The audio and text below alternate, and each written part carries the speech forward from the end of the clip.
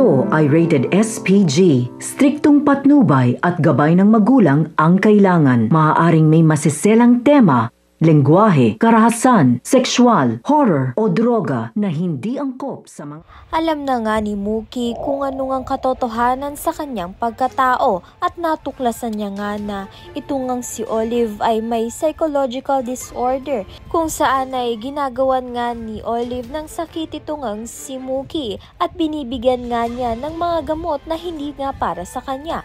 At ang masakla pa doon ay ang gamot nga na pinapainom nga nito ni Olive kay Mookie ay hindi nga pang tao, kung hindi nga pang hayop. Kaya naman nga't imbis na maging healthy nga itong si Mookie, ay nagkakaroon nga siya ng sakit na hindi nga siya makalakad. Ngunit may bagong kakampi naman nga itong si Mookie, ito ngang si Jade dahil nakabalik na nga siya ng Pilipinas.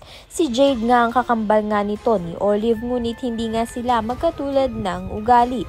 Dahil mabait nga itong si Jade at tutulungan niya nga itong si Mookie upang ang makalaya nga dito sa masamang ginagawa sa kanya nito ni Olive. Samantalang ito ngang si Emma ay sa tulong nga ni Bugoy ay makikita na nga nila ito ngang si Olive at ituturo nga ni Bugoy na ito ngang si Olive raw ang kumuha nga sa kanyang anak na si Emily.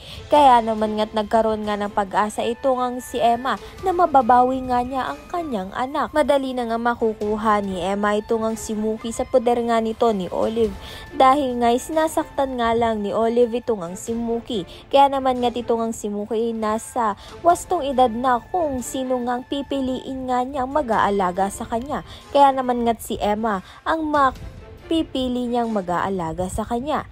Ayan at iba pa ang dapat nating pakaabangan. Maraming salamat sa iyong panonood.